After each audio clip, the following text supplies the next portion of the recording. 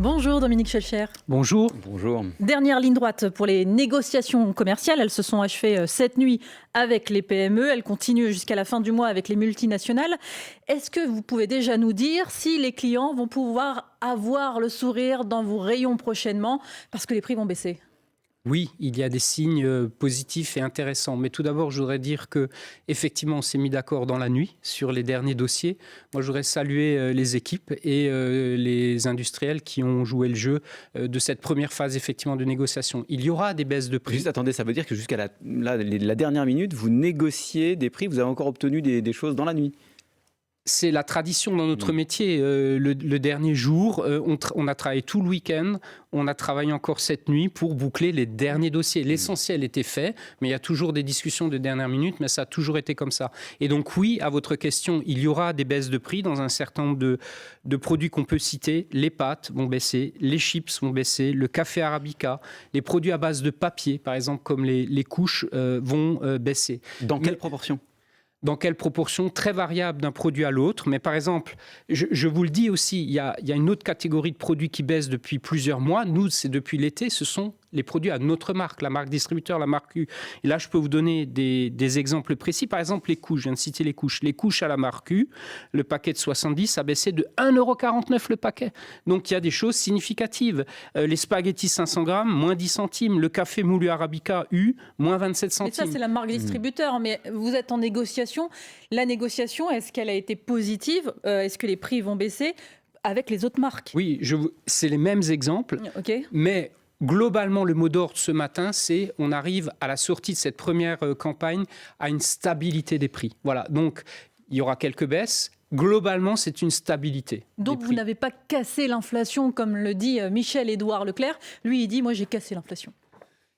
Écoutez, il y a des contraintes extrêmement fortes sur les entreprises. On a essayé de les traiter avec discernement et particulièrement là, s'agissant de PME.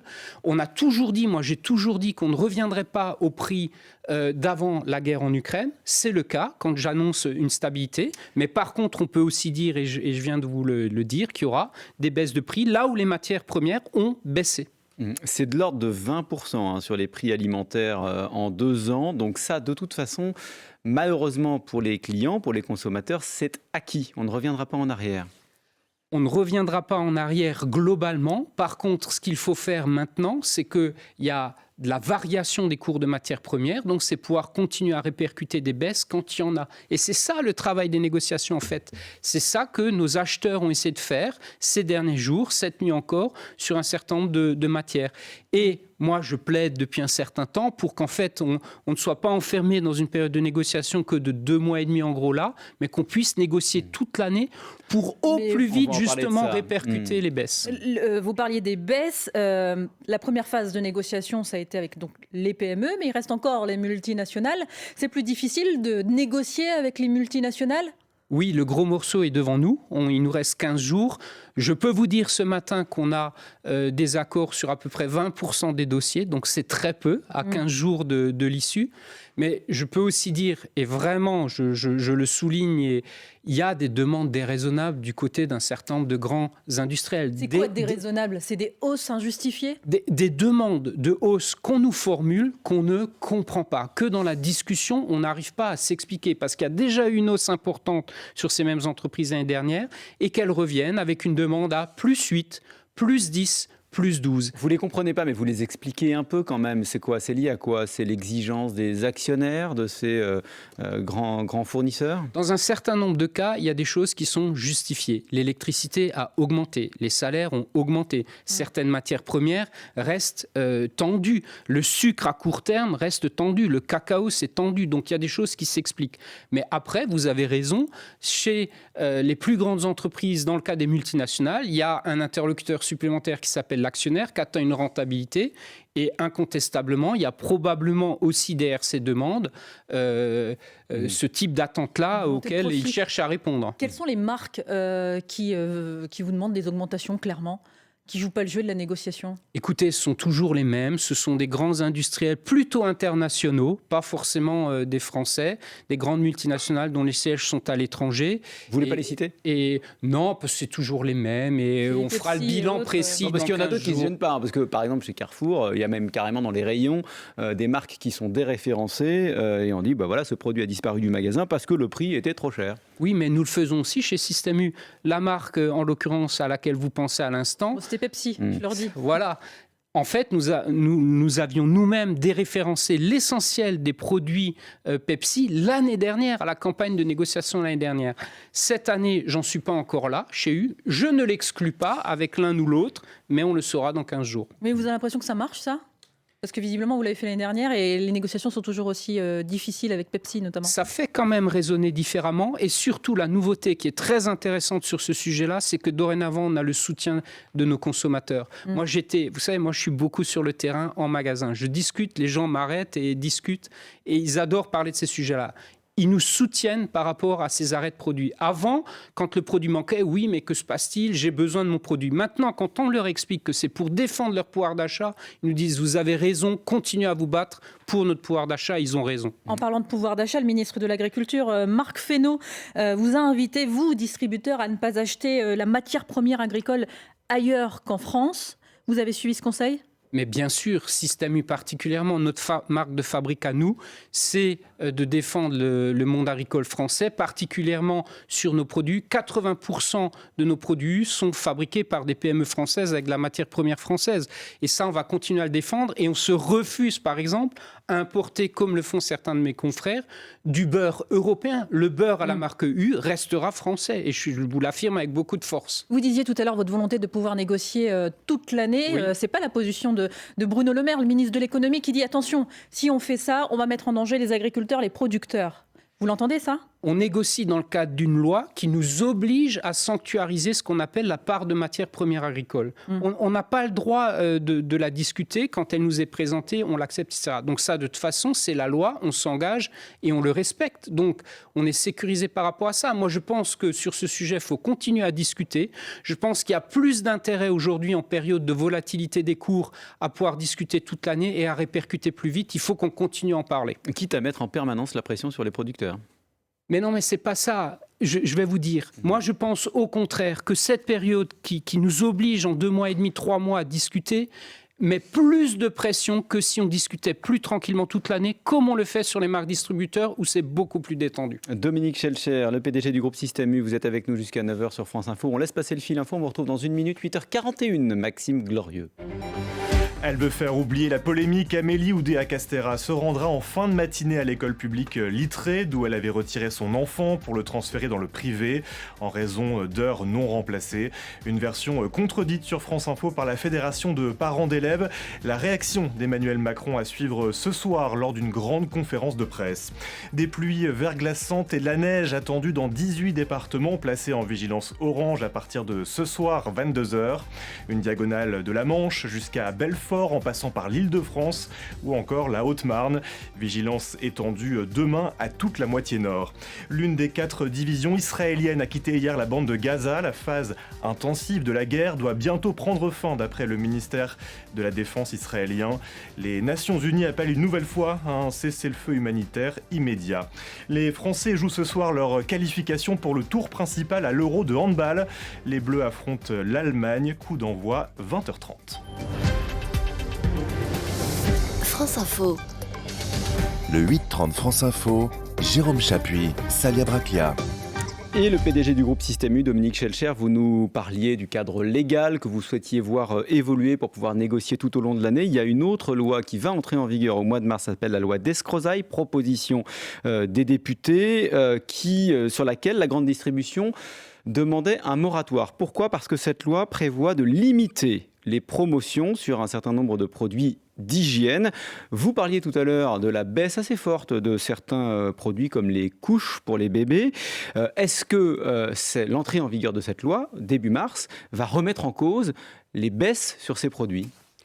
Les baisses des produits du prix au quotidien, non, puisque ça, c'est dans le cadre des négociations. Ce que la loi va remettre en cause, c'est le niveau de promotion qu'on peut faire sur ces produits d'hygiène, d'entretien, etc. On va être limité à 34% de réduction de prix sur ces produits-là, comme on l'est dès aujourd'hui sur l'alimentaire, ce qui est déjà pas mal. Mais en fait, ce qu'on dit... Pourquoi on a demandé un moratoire ? C'est un peu collectif. C'est parce que ça arrive au mauvais moment. Il y a vraiment un sujet de pouvoir d'achat, on va en parler. Et ça arrive au mauvais moment. On n'est pas contre l'idée complète de un moment qui ait des limites, mais cette année, c'est compliqué. Le pouvoir d'achat, préoccupation première des Français. Une inflation aussi forte dans l'alimentaire, on n'en avait pas connu depuis très longtemps ces 2 dernières années. Est-ce que vous avez vu effectivement le comportement des Français changer face à l'alimentation particulièrement ? Mais jamais le comportement des Français depuis 25 ans que je fais ce métier n'a autant changé. Et je pense d'ailleurs qu'en partie, ce changement de comportement est durable. Donc tout d'abord, on peut rappeler, le premier phénomène, c'est que les gens achètent beaucoup moins de non-alimentaire, bazar et textile, pour se consacrer à l'alimentaire. Ensuite, deuxième temps, c'est plus tendu pour les produits frais traditionnels. On en achète moins parce que c'est cher dans le panier, les fruits et légumes, ce qui peut d'ailleurs poser un problème de santé publique, raison pour laquelle, par exemple, on fait chez nous des fruits et légumes à prix coûtant chaque semaine qui sont très appréciés. Point suivant, c'est moins d'achats de grandes marques au profit de la marque distributeur. Et là, on a notre fameuse opération 150 produits à prix coûtant qui était le panier anti-inflation de l'année dernière, qu'on prolonge cette année, très important et très apprécié. Et dernière vague, c'est des arbitrages. Aujourd'hui, il y a des gens qui nous disent « Avant, je faisais entrée, plat, fromage, dessert. Aujourd'hui, je fais un plat, j'ai sauté le fromage et j'ai sauté le dessert. » On en est là pour un certain nombre de Français. Cette retenue-là, vous la voyez aussi en période comme les soldes, par exemple ? Les soldes sont plutôt, je dirais, plutôt moroses pour l'instant. Hein. Mais parce que ces produits-là ne sont plus devenus prioritaires. Et prenons l'exemple du textile. Le changement de comportement, c'est quoi ? C'est par exemple, j'achète moins de produits de textile neufs au profit de produits d'occasion, qui sont très bien, notamment pour les enfants, comme les jouets de Noël. On en a acheté beaucoup plus d'occasion parce que ça fait très bien l'affaire. C'est bon pour la planète et bon pour le pouvoir d'achat. La grande distribution, c'est un poste d'observation. Est-ce que certains Français, de là où vous êtes, vous voyez qu'ils sont tombés dans la pauvreté ? Moi, ce qui me préoccupe particulièrement cette année, enfin depuis 2 ans, c'est la situation particulière des classes moyennes. Pour moi, ce sont elles aujourd'hui qui sont les plus touchées. Je prends l'exemple. Moi, on est l'enseigne des territoires. On est présent dans des villes de moins de 5000 habitants. Quand vous êtes à la campagne, vous avez 1, 2, 3 voitures. Vous avez 2, 3 enfants. Vous devez prendre votre voiture, vous payez le carburant tous les jours pour ça. Votre budget alimentaire est important dans la famille. Ces gens-là sont particulièrement impactés et en même temps n'ont aucune aide, n'ont pas d'aide sociale, n'ont rien. Et eux ont vraiment le sentiment, et je peux vous dire, je parle beaucoup avec eux, d'être un peu les victimes de cette période inflationniste extrêmement forte et il faut les accompagner. Mais quand vous voyez le gouvernement qui a décidé de renoncer complètement, ça y est, c'est définitif, au chèque alimentaire, jugé trop complexe à mettre en œuvre, trop cher aussi pour les finances publiques, vous le comprenez ça ? Alors, je pense qu'il faut aider de manière ciblée tous les Français qui le méritent, mais de manière ciblée. Parce que d'un autre côté, je suis chef d'entreprise, je vois bien le déficit des comptes publics et je comprends aussi que le gouvernement soit limité dans ses moyens d'action et qu'il ne puisse pas tout faire. Mais par contre, rester à l'écoute et trouver des solutions pour ces gens-là. D'ailleurs, j'observe que le nouveau Premier ministre a très rapidement pris la parole sur ce sujet des classes moyennes. Et ça, je trouve que c'est un axe important et qu'il faut écouter ces Français-là qui, je trouve, souffrent particulièrement en ce moment. Vous parliez de santé publique et on parlait du comportement des Français qui changeait face à l'inflation. Il y a une filière qui souffre particulièrement, c'est le bio. Est-ce que c'en est fini du bio ? Non, c'en est pas fini. C'est un cycle bas pour le bio, bien évidemment, avec un recul des ventes à 2 chiffres l'année dernière particulièrement. C'est pas un cycle bas, c'est une crise. C'est une crise incontestablement, mais chez U, on persévère, on ne réduit pas l'espace à louer aux produits bio et par contre, on donne même des signes. La semaine dernière, je peux vous le dire, j'ai signé un contrat qu'on appelle tripartite avec une coopérative d'agriculteurs bio, avec un metteur en bouteille, un industriel français, plus nous, donc une signature à 3. On a signé un contrat de 5 ans avec ces producteurs de lait bio pour leur assurer des quantités dans la durée. C'est 22 millions de litres de lait bio par an. pour leur donner un signe de soutien, un signe d'encouragement. Quand on signe un contrat sur 5 ans, c'est exceptionnel. Ils peuvent aller voir le banquier et dire prêtez-moi de l'argent pour continuer à investir. Mais vous avez toujours autant d'interlocuteurs, il y en a pas qui ont disparu, des producteurs bio? C'est difficile, il y en a plein qui se posent des questions, il y en a qui ont des difficultés parfois à écouler des produits. Donc nous, on considère que notre responsabilité à ce moment-là, c'est de continuer à soutenir la filière dans le lait, dans le porc par exemple, à trouver des solutions les meilleures possibles pour tenir, parce qu'à un moment, ça va redémarrer. Et d'ailleurs, dans certaines chaînes bio pures, c'est en train un peu de redémarrer. Dans le pouvoir d'achat, il y a des dépenses contraintes. L'électricité en fait partie. Dominique Schelcher, l'électricité qui pourrait augmenter jusqu'à 10% uniquement du fait de taxes le 1er février prochain. Est-ce que vous faites partie de ceux qui disent stop, pas d'augmentation ? Non, mais bien sûr, c'est compliqué. Alors, il y a deux choses. Du côté des Français, c'est très lourd. Quand les Français, à l'automne, ont reçu leur nouveau calendrier de prélèvement mensuel sur l'électricité, mais là, on a eu énormément de retours, c'est trop lourd, etc. Et là, la conséquence de ça, c'est l'arbitrage sur l'alimentaire. Le budget alimentaire n'a jamais été autant arbitré en raison de toutes ces dépenses contraintes fortes que tu subis, les abonnements, le transport, le carburant, etc. Et là, c'est une décision politique, hein. C'est une question de est-ce qu'on applique la hausse des taxes ou pas. Donc, c'est le gouvernement qui décide. Vous avez envie de dire au gouvernement, évitez cette augmentation ? Il faut faire très attention parce que ça va mettre encore beaucoup de pression sur un certain nombre de Français. Par contre, je vais vous dire autre chose. Du côté du monde des entreprises, nous-mêmes, on consomme beaucoup d'électricité. On a renforcé comme jamais l'année dernière notre sobriété énergétique. Et en gros, on a diminué de 10% notre consommation électrique. Donc c'est considérable pour trouver, nous aussi, des sources d'économie. Oui, parce que c'est important. Si les prix de l'électricité augmentent, ça entre dans le coût de fabrication d'un certain nombre de produits. Ça peut faire repartir l'inflation ? Ah, mais absolument. Mais vous savez, depuis maintenant 2 ans, depuis presque 5 ans avec le Covid, on va quasiment de crise en crise, de surprise en surprise, qui impacte ce monde de la consommation, ce monde des prix. Donc moi, je ne fais plus aucun pronostic, mais oui, vous avez raison, c'est le type de données qui peut impacter évidemment les prix en rayon au bout du compte. Dominique Schelcher, PDG de Système U, est avec nous jusqu'à 9h sur France Info. On vous retrouve juste après le fil info 8h50. Maxime Glorieux. Le cyclone Bellal arrive sur l'île Maurice après son passage à La Réunion. Bilan 1 mort et 1/3 des foyers privés d'électricité. Des agents Enedis des sapeurs-pompiers sont à bord dans 2 avions de la sécurité civile. Atterrissage prévu dans l'après-midi avant la visite demain de Gérald Darmanin. Vers des baisses de prix dans les rayons sur certains produits comme les pâtes, le café ou encore les couches. Confirmation sur France Info du directeur général de Système U, Dominique Schelcher, qui constate des signes positifs au lendemain de la fin des négociations commerciales entre la grande distribution et les industriels. Donald Trump conforte son statut de favori pour la candidature des Républicains à la présidentielle américaine, et ce grâce à sa large victoire à la première primaire, loin devant le 2e Ron DeSantis et la 3e Nikki Haley. Les États-Unis, où les séries Succession et The Bear ont triomphé lors des Emmy Awards, les récompenses de la télévision américaine, 6 trophées chacune, une cérémonie avec 4 mois de retard en raison de la grève à Hollywood. France Info. Le 8-30 France Info, Jérôme Chapuis, Salia Braclia. Toujours avec le PDG du groupe Système U, Dominique Schelcher. On a vu que vous aviez plusieurs magasins Super U, U Express à La Réunion, les Réunionnais qui ont fait face au cyclone Bellal. L'île Maurice va le voir arriver dans les prochaines heures. Vous avez des nouvelles de vos employés sur place ?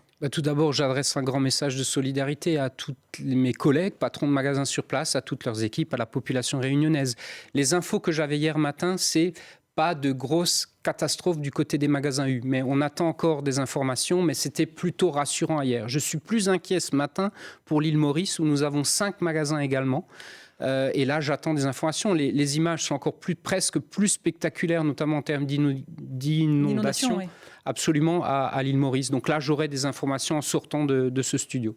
On dit d'ailleurs que ces événements climatiques excessifs qui touchent aujourd'hui la Réunion, mais qui touchent aussi bien sûr la métropole, il va y en avoir de plus en plus. Vos magasins, ils sont particulièrement exposés. Ça fait ça aussi, augmenter vos coûts, notamment les assurances ? Absolument, vous avez parfaitement raison. Il est de plus en plus difficile de trouver des assureurs, à des bonnes conditions. Même, vous voyez, pour assurer des activités comme les nôtres qui sont stables, plutôt solides, ce sont des discussions de plus en plus ardues parce qu'elles sont confrontées, les assurances, à une augmentation de coûts par rapport à tous ces risques qui se multiplient. Donc c'est un vrai sujet. Mais nos magasins sont après impactés. Quand il y a une inondation forte, dans le nord par exemple, il y a eu des impacts. Les tempêtes du mois de novembre ont fortement impacté nos magasins bretons. Donc oui, Vous mettez combien de temps pour remettre le magasin sur pied ? Tout dépend de la gravité de l'impact, mais quand il y a des travaux à faire, ça peut durer après plusieurs semaines pour rétablir un magasin. Donc oui, c'est des choses qu'on prend en compte, y compris après sur la construction, pour faire des choses plus solides. Dominique Schelcher, la semaine prochaine s'ouvre le procès de l'attentat de Trèbes, cet attentat qui a eu lieu dans l'un de vos magasins, un Super U. 4 morts, dont le lieutenant-colonel Arnaud Beltrame. Le terroriste, lui, est mort aussi, mais 7 personnes de son entourage comparaîtront devant la cour d'assises spéciale de Paris. Vous y serez à ce procès ? Je serai présent à certains moments pour témoigner de tout le soutien de notre enseigne, de Système U, aux victimes, à leurs familles, tout particulièrement évidemment les collaborateurs du magasin, mais l'ensemble des victimes. Chez U, il y a un avant et un après 23 mars 2018, très clairement. Depuis les événements, nous n'avons cessé de soutenir matériellement, psychologiquement les victimes tout particulièrement. Il faut continuer à leur apporter notre soutien. C'est un moment qui va évidemment raviver tout ça et tous ces gens ont besoin de soutien et de notre présence. Parce que près de 6 ans après, le traumatisme reste présent, notamment dans ce magasin de Trèbes. Mais bien évidemment, alors un certain nombre de collaborateurs de ce magasin ont choisi de changer de vie professionnelle parce que ça a été trop marquant. Il y a beaucoup qui sont partis, mais le traumatisme reste là. Et je peux vous dire que nous, au sein du groupe, on a complètement justement changé notre vision des événements traumatiques. Quand vous avez 73 000 collaborateurs, 1700 magasins, toutes les semaines, il se passe quelque chose, bien heureusement, pas aussi grave et dramatique que ce qui s'est passé à Trèbes. Mais il y a des événements et donc on accompagne maintenant. Ça a changé ? Nous avons par exemple aujourd'hui une psychologue, mais elle est même docteure en psychologie au sein de Système U, qui immédiatement après un événement traumatique, par exemple le décès d'un client en magasin, ça c'est terrible, ça arrive régulièrement, ça peut arriver. Eh bien, on accompagne les gens et il faut réagir tout de suite. Et la grande leçon qu'on tire de ça, c'est qu'il faut réagir tout de suite pour accompagner les gens immédiatement pour que ça laisse, je dirais, le moins de traces psychologiques possible. Le gendarme Arnaud Beltrame avait pris la place d'otage d'une des hôtesses de caisse, Julie Grand, qui d'ailleurs témoigne ces jours-ci. Vous avez pris de ces nouvelles récemment ? Bien sûr, notre psychologue est en relation régulière. Après, voilà, chacun fait son parcours et à un moment veut avancer aussi. Et donc, à un moment, les choses évoluent. Mais il y a encore eu un contact, par exemple, je sais, entre la directrice du magasin, qui est toujours la même personne. Elle n'a pas changé, elle est toujours là. Elle est toujours là, absolument. J'ai pu lui parler hier soir au téléphone et elle a eu un contact avec, par exemple, Julie, je sais, la semaine dernière. Voilà, mais après, voilà. Qu'est-ce qui fait que la directrice du magasin a souhaité rester ? Elle vous a dit pourquoi elle a voulu rester ? Alors, ça s'est passé de la manière suivante. C'était un autre patron et elle était la directrice. Et en fait, la belle histoire, je dirais, derrière l'épouvantable, c'est que la directrice a racheté le magasin de son patron qui lui est parti. Et donc la directrice qui était là à l'époque a repris ce magasin. C'est son pays, c'est son territoire, elle y est attachée. Et donc elle continue à exploiter ce magasin avec ce souvenir-là, évidemment. Il nous reste une petite minute, Dominique Schelcher, pour un débat complètement différent. Il se trouve que cette semaine commence le forum international, le forum économique de Davos. Et il y a un débat un débat public, qui porte sur le niveau des impôts. Taxez-nous, les riches, taxez-nous maintenant. C'est l'appel d'une centaine de grandes fortunes internationales à Davos. Est-ce qu'ils ont raison aujourd'hui ? Est-ce que le niveau d'imposition des plus grandes fortunes aujourd'hui dans le monde est suffisant ? Écoutez, moi je ne suis pas dans cet univers-là du tout. Nous, on est une coopérative de PME et nous, on a plutôt une autre lecture des choses. C'est que le niveau d'imposition en France par rapport au reste du niveau d'imposition européen est plus élevé. Et que donc, à un moment, il faut trouver des solutions pour, à terme, baisser le niveau d'imposition en France. Moi, j'ai plutôt cette lecture-là. Le sujet des riches et des ultra-riches, ce n'est pas un sujet qui est le mien. C'est un sujet marginal par rapport au sujet plus large du niveau d'imposition, notamment des classes moyennes dont vous parliez. Particulièrement, mais aussi des entreprises. Je parle par exemple des impôts sur les entreprises. Quand on compare ce qui se passe en France par rapport au reste de l'Europe, on est plus élevé. Et à terme, pour la compétitivité des entreprises, c'est important qu'on ait la même que d'autres pays européens. Dominique Schelcher, le PDG de Système U, était l'invité de France Info ce matin. Merci d'avoir été avec nous dans ce studio.